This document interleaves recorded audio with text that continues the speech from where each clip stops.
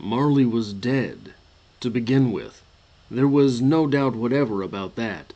The register of his burial was signed by the clergyman, the clerk, the undertaker, and the chief mourner. Scrooge signed it, and Scrooge's name was good upon change for anything he chose to put his hand to. Old Marley was dead as a doornail. Welcome to Strip Coverlet, where we squeeze the bigger picture out of literature. I'm Adrian Ford, and we're here for the first in a 6-part series, journeying stave by stave through A Christmas Carol by Charles Dickens. This video will have 4 separate sections. First, a So What Happened recap of this part of the story. Second, a literary criticism section where we talk about some of the literary merit of the story. Third, a writer's corner where we talk about some of the writer's stuff that we can learn from this portion. And fourth, an Adrian's corner. So, let's get into it. So, what happened? We start with emphatic explications that Marley is dead. Jacob Marley is dead, don't you know? Like, dead. He had been Scrooge's business partner, and Scrooge had been his only mourner. But we find Scrooge himself in his office, the office of the business he had run with Marley. And he has his office door open so that he can watch over his clerk to be sure that little cretin remains busy. Just then, Scrooge is ambushed by his nephew. His nephew begs him to attend dinner, promising that he's not asking Scrooge for anything, and wishing Scrooge a Merry Christmas. But Scrooge bah-humbugs him off. So Scrooge's nephew wishes Scrooge's clerk a Merry Christmas on the way out the door, letting in 2 men who are advocating for the poor. But Scrooge Scrooges them until they leave, and for good measure, he intimidates Christmas carolers until they run away. Then he guilt-trips his clerk for wanting Christmas off but wanting to be paid anyway. The 2 leave the office into the cold and the darkness. But as Scrooge is entering his house, the knocker turns into Marley's face. He brushes it off and goes in. Then he proceeds to check every room before settling down in front of the fire, when suddenly all the bells in the house begin to sound, and then stop. And the dragging of chains breaks the sudden silence. The ghost of Jacob Marley emerges from the darkness, and Scrooge is left in a skeptical type of awe until Marley proves his authenticity. Marley informs Scrooge that the chains that bind him are made comical by those that await Scrooge. But Marley says Scrooge can be saved yet. Marley is there to proceed 3 other ghosts, and Scrooge will not have a good time. But it is his only chance. Scrooge goes to bed.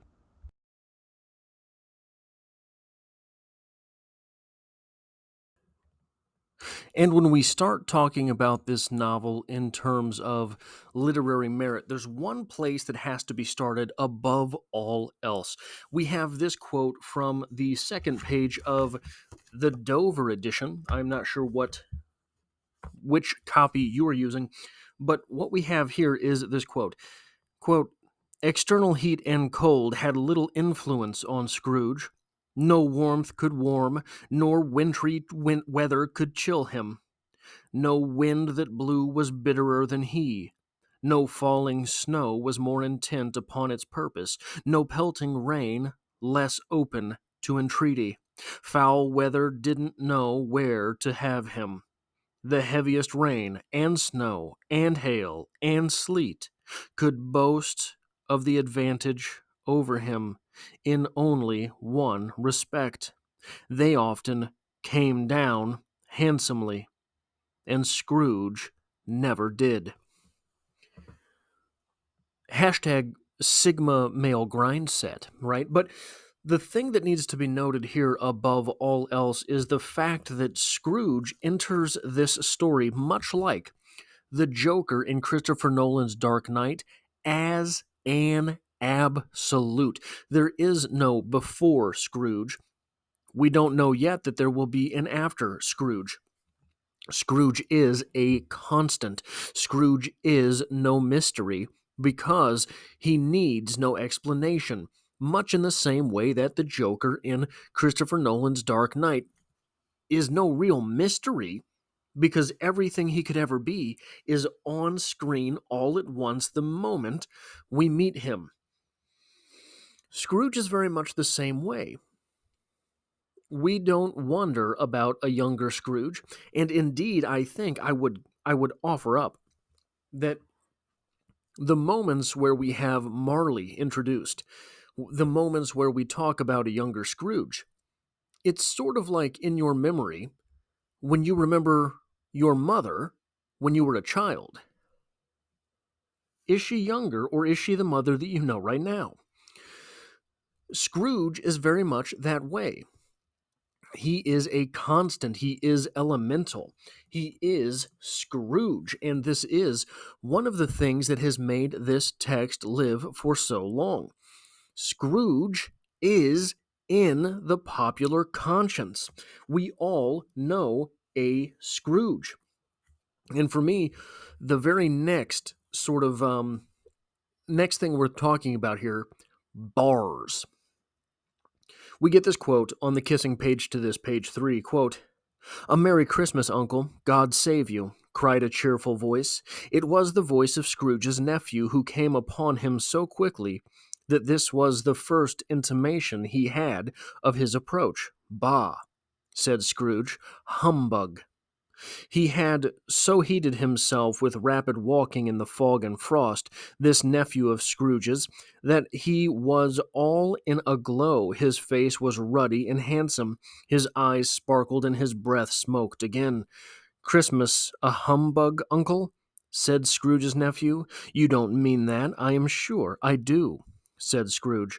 "Merry Christmas. What right have you to be merry? What reason have you to be merry? You're poor enough." "Come then," returned the nephew gaily. "What right have you to be dismal? What reason have you to be morose? You are rich enough." Bars, right? So we have in this story there's a term in painting known as tenebrism, where the light and the dark are contrasted so starkly that we have a better image of those things the artist wants us to look at. Caravaggio worked very much with tenebrism.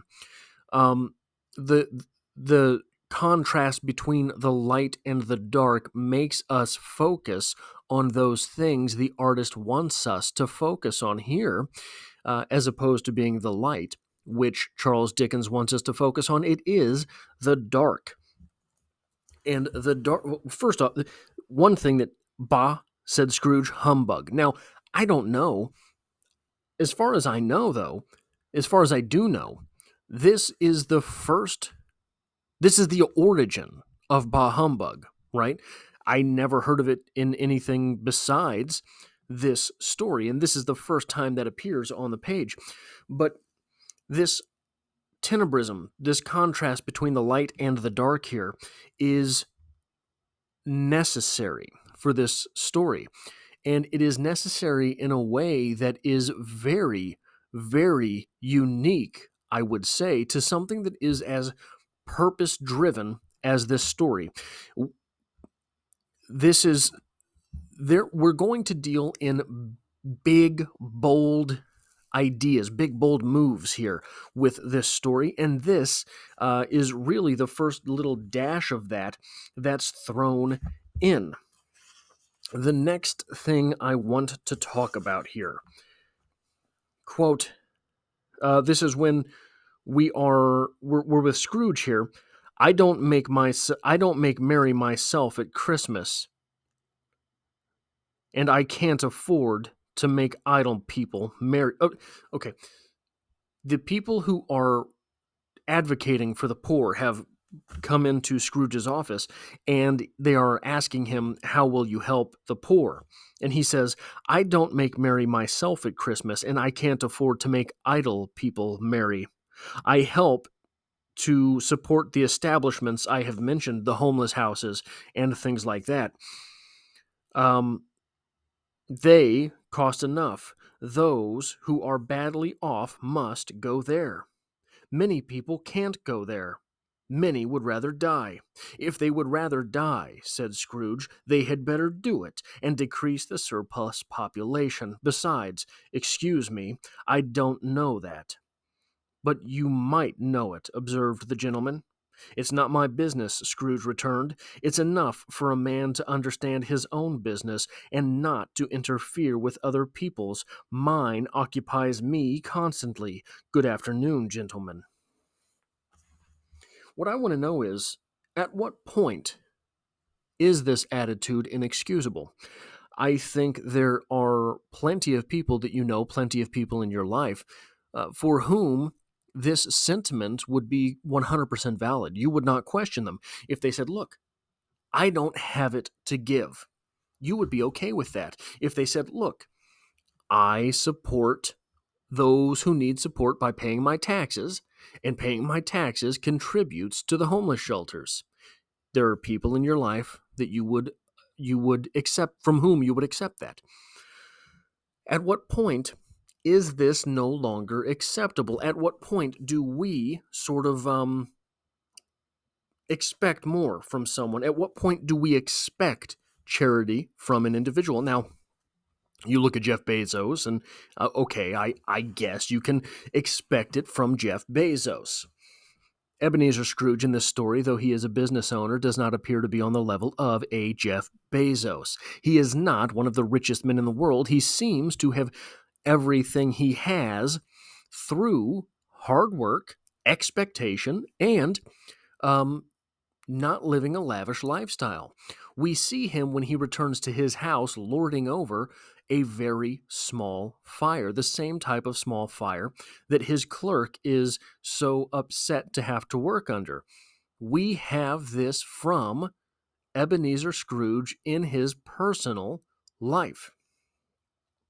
At what level do we expect this type of charity from someone? And it's a sort of a facetious question, sure, but I don't know if it's all that facetious. I think that there is a level where we might expect a little more to be given back, but I'm not sure that it is at the level of Ebenezer Scrooge. People are coming to him because he has money. But money is about sustainability, not availability. Because Scrooge has money does not mean that he can afford to spend money. We don't know the ins and outs of Scrooge's business. Maybe Ebenezer Scrooge has so much money because he's been doing what he's been doing for so long and not spending anything. We don't know that he's bringing in buku bucks. We just know that he has buku bucks, and spending buku bucks might, in fact, take him down. So there's levels to this game. We can't all be on the highest level to this game. Now, when Scrooge is going home, we get this. Let it also be borne in mind that Scrooge had not bestowed one. So when Scrooge is going home, pardon me, he sees Marley's face on the knocker before entering his home, and then all of a sudden, Marley appears. Quote, "Let it be borne in mind that Scrooge had not bestowed one thought on Marley since his last mention of his 7 years dead partner that afternoon. And then let any man explain to me, if he can, how it happened that Scrooge, having his key in the lock of the door, saw in the knocker, without its undergoing any immediate process of change, not a knocker, but Marley's face." We have to wonder if there are inciting events. Was Marley's mention earlier by the the gentlemen who were coming to collect for the poor. Was his mention there? Remember, they asked him, "Are you Marley or are you Scrooge?" And he said, indeed, he was Scrooge. But we know in that opening paragraph that Marley has been dead, and Scrooge never took his name off the building. Still, we know that Scrooge is somewhat infamous. He's somewhat of an infamous person. So we know that people will not mistake him for Marley often. We have to wonder if we're wondering what is a ghost is essentially, on a literary level, a ghost is a warning from the past. A dead person is something from the past. Something from the past, that dead person coming to deliver a message. It is a warning from the past that the future may be different. The future may be changed. Often, that is what ghosts are doing, but always, that is the subtle premise if you pay attention to ghost stories. That the future may be different. This thing, this relic from the past, has shown up, and the future may be different. We have to wonder how. So the very next section here, number 5, is rules. There are rules in the magic of this universe, but we don't know all of them. We don't know if it was this inciting event from these people collecting for the poor and calling Scrooge Marley that triggered up Marley's appearance, that conjured him, if you will. And the sort of real world irony here, the sort of real world application. Scrooge did not take Marley's name off the building. But in the same way that we sort of become accustomed to the world around us and forget to open our eyes to it, we forget to stop and smell the roses, right? We forget to relish in the world around us. Scrooge has become numb and not noticed the name Marley on the building. That happens to us all the time, right? If you had to close your eyes and explain to me the front of the building where you work, could you do it? You see it 5 days a week. You see it all the time.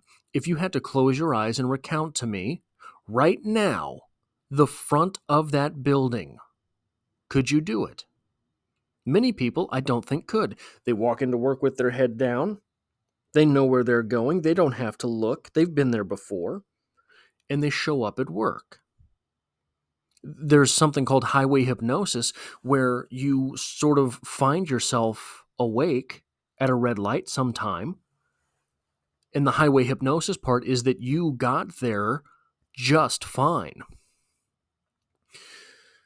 You don't know how you got there, but you're there, right? That's highway hypnosis, and it's because you are on autopilot the whole time you're driving. You've done it a million times before. You don't have to look. You don't have to pay real attention. You simply go through the motions and get there on time. Get there all right. Get there and find a parking space. You can't recount how it is that you got there. You don't remember once you got there, which stoplights did you have to stop at? Which stop sign did you have to come to a full stop? You couldn't tell me. Scrooge has gotten to the point where this is him entering work. He knows the building he works in.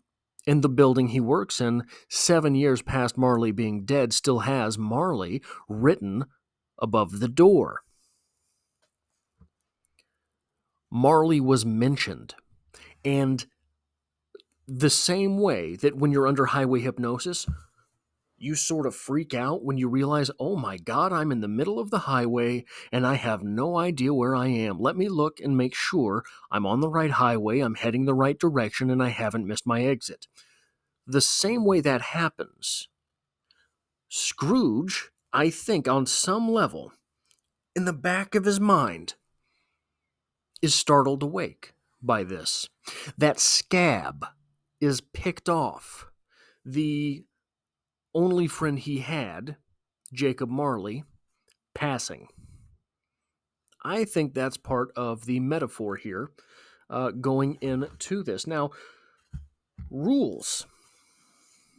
We have, once Marley has shown up, again the spectre raised a cry and shook its chains and wrung its shadowy hands. "You are fettered," said Scrooge, trembling. "Tell me why," talking about the uh, iron chains that surround and are bound to Jacob Marley. "I wear the chain I forged in life," replied the ghost. "I made it link by link and yard by yard. I girded it of my own free will, and of my own free will I wore it. It is its pattern strange to you?" So, in the same way that in fantasy fiction, we have the rules of the universe explained to us through the story. So, in, for example, Star Wars, we have to understand that a lightsaber is actually deadly. We have to understand that the Force can bring things to you, the Force can push things away from you. But still, there's a little bit of loosey goosey around. We don't know everything the Force can do. You can control minds a little bit, but I haven't seen all the movies. I don't think you can read them, right? You can get visions from someone else, but I don't think you can read their thoughts necessarily, per se. Maybe you can, but there are things that are shadowy around the edges that only a Jedi of a certain power can do, and only a Sith can do. Force choke, I think, is a Sith thing, right? See, I know Star Wars. Um, we have parts of the laws of this universe explained to us here. Now, this isn't something that's Christian per se. This isn't something that is in the Jewish faith or the Muslim faith. This is something that is unique to this story. And we have something that is sort of shadowy around the edges because Jacob Marley says to him, "Look, I don't know. I don't know how I'm here. I don't know how it is that I've sat by you 1,000 times and you haven't seen me, but now you can." And he sort of intimates that, "I don't know how I know that 3 ghosts are going to visit you, but I know it, and you'd better prepare." This is interesting. This is, to me, so at the end of the chapter, um, okay, no, I'm going to rewind a little bit. We have Ebenezer Scrooge, who, when Marley first appears, says to him, "You could be some bit of undigested cheese. There are all sorts of things that I could do to upset my stomach and have visions like this." And then at the end of the chapter, we have Ebenezer Scrooge collapsing on his bed, fully dressed. This is, I mean, how many times have you had food poisoning or the flu and collapsed on your bed, too tired to move, no matter what's going on around you? It seems to me that there is maybe some inspiration being derived from that sort of thing here. But these rules that we have in this, so like a fever dream, right? If you're a writer, maybe you were familiar with the aspect of fever dreams thrusting you into the middle of a story that then you have to go and write. It strikes me that there may be some element of that behind the writing here, that these things are little bits and pieces from real world struggling. So we have all of the elements that are mentioned here. This is a story that would be read around Christmas time, so everyone reading this story would be struggling with the cold as well, etc., etc. But the rules of this universe, the rules from Marley saying, "I don't know why I'm here. I don't know how you can see me now. I don't know how I have this message to deliver to you. I just know that it's true." Sort of the same way that you get that compulsion to throw up when you're sick. You don't know you're going to throw up. Your body just tells you, "You got to go to the toilet, man." And you go and you throw up. These compulsions that are happening here. Um, Scrooge goes from being very, very sick, or very, very scared, pardon me, to being asleep in a heartbeat. He doesn't understand it either. There is an element to this that strikes me as, what would you say that is? That is sort of, not divine inspiration as much as instinctual, I suppose, that all of a sudden Marley is able to be seen and he doesn't know why and he doesn't know how he knows that this message has to be delivered, but he delivers it. It's instinctual. On what is for me, page 15, quote, "How is it that I appear before you in a shape that you can see, I may not tell. I have sat invisible beside you many and many a day. It was not an agreeable idea." Scrooge shivered and wiped the perspiration from his brow. "That is no light part of my penance," pursued the ghost. "I am here tonight to warn you that you have a chance to hope of escaping my fate. A chance of hope of procuring Ebenezer. You were always a good friend to me," said Scrooge. "Thank ye." "You will be haunted," resumed the ghost, "by 3 spirits." Scrooge's countenance fell almost as low as the ghost's had done.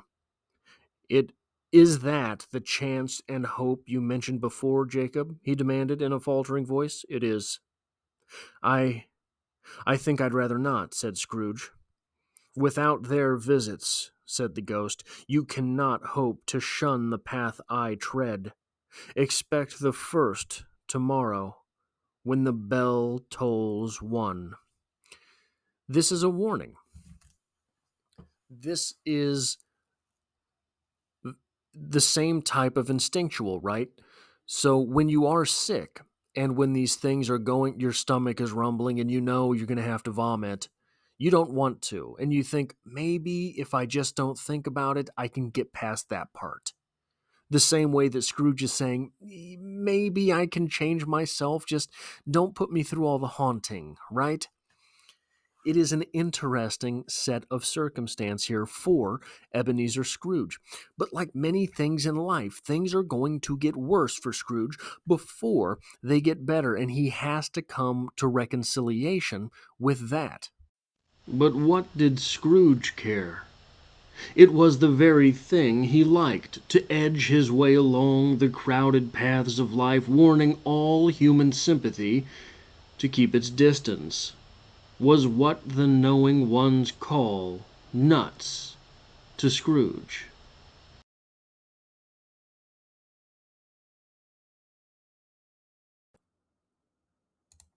Now, when it comes to writer's notes for this first section of the story, I have just 2, but they are big ones here. They are things that are, look, when I was in my master's program for creative writing, there was one guy, Ian, who I really grew a bond with whom I really grew a bond. And one of the things that we sort of noticed about writing as we went through, because the program itself was less than stellar, but one of the things that we realized the more we reached out for other writers and other ways of looking at writing and things like that is we came to a phrase. There are things, look, there's things you can do and there's things you can't do, right?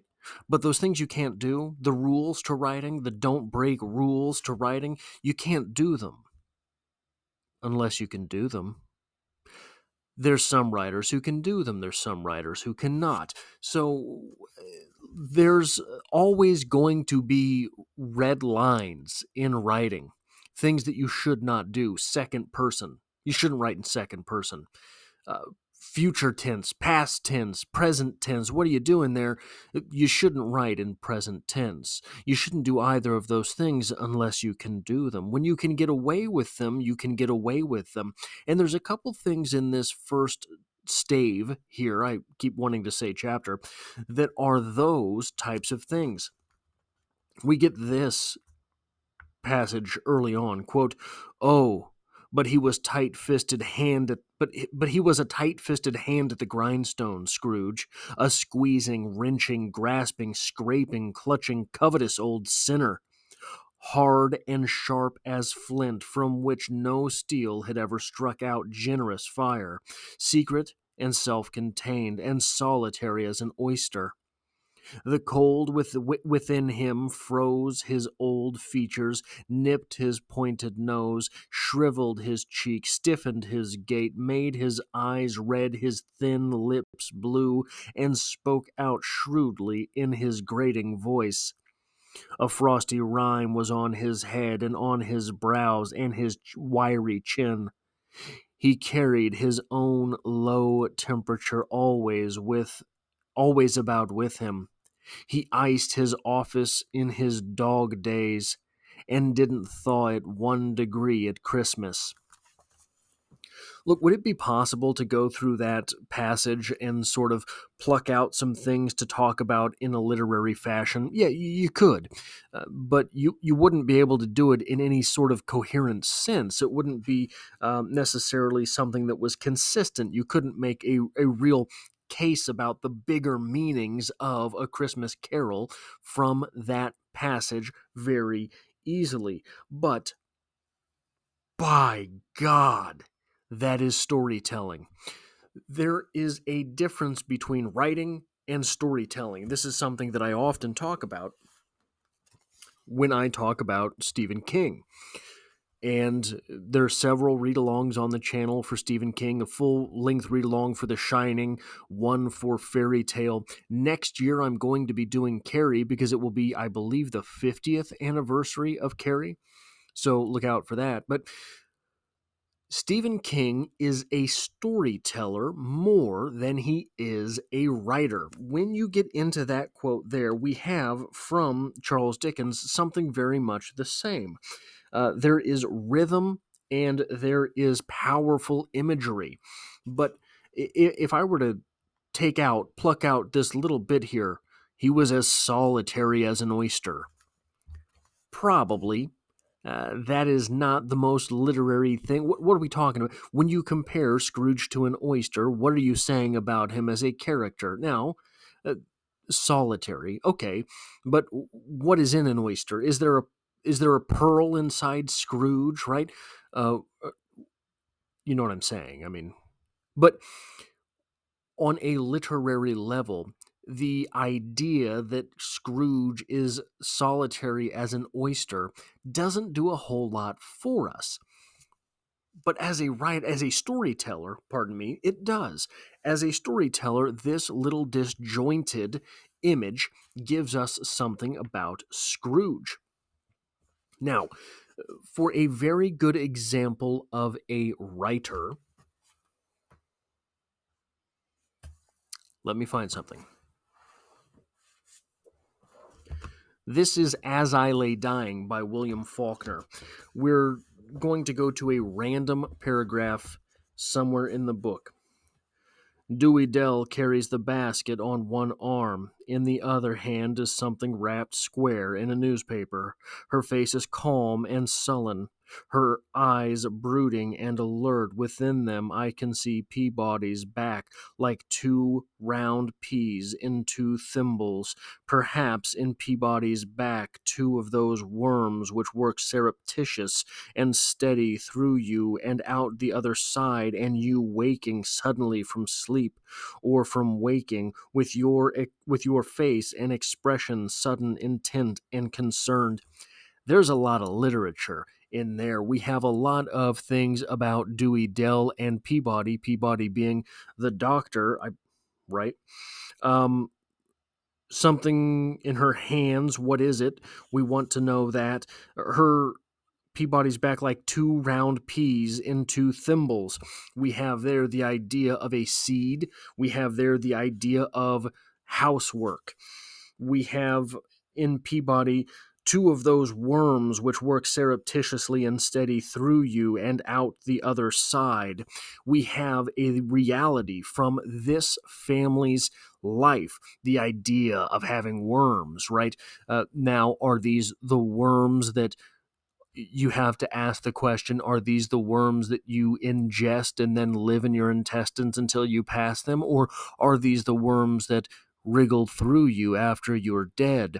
The conqueror worm, as it were. We have to ask all of these things and their literary levels the things that Faulkner is trying to say with his symbols.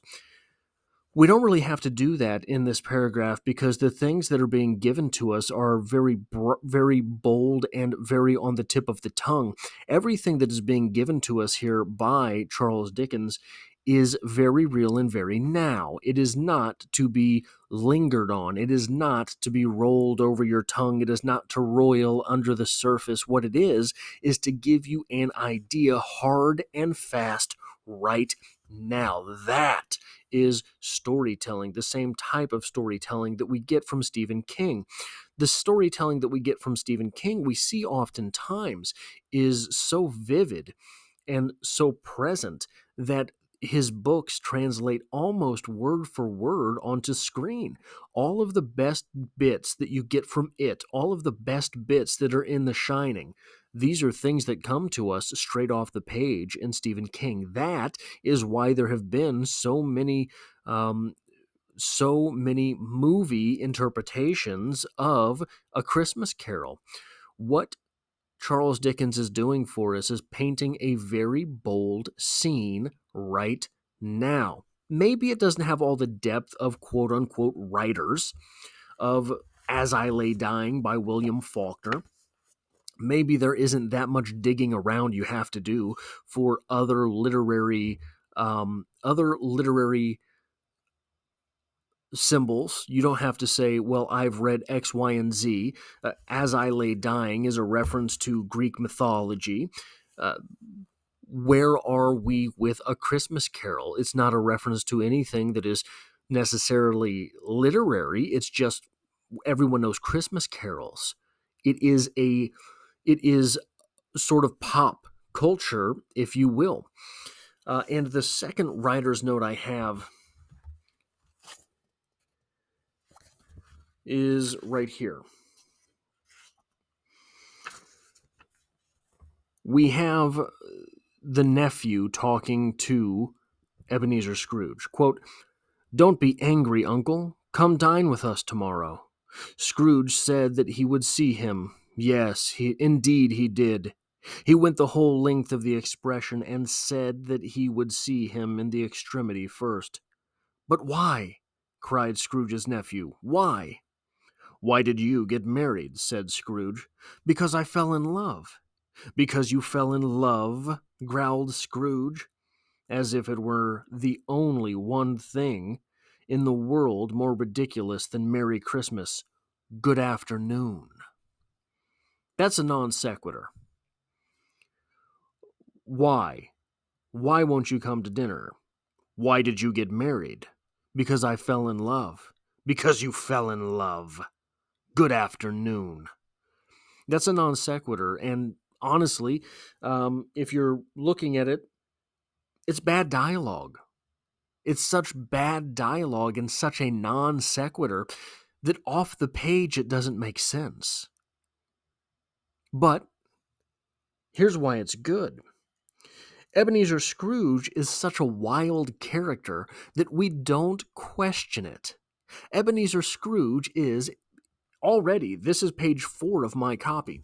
Ebenezer Scrooge is such a wretched fellow that when he jumps from, "Why won't you come to dinner with us?" to, "Why did you get married?" we don't question his intent. We know it's bad intent. Sometimes a bit of bad writing really hits the spot. We are able to roll with the punches as Ebenezer Scrooge hams it up because he's so intense. If this were a more subtle storytelling, if this were in As I Lay Dying by William Faulkner, for which there's a full read-along on the channel, if this were that story, maybe that would be too extremely bad of dialogue, and it would stand out, and we would question it. But we don't question it because of the contrast of these characters, because of how wild and extreme Ebenezer Scrooge is, and because that has already been set up just 4 pages into this story. This bit of writing really tells us a little bit more about Ebenezer Scrooge.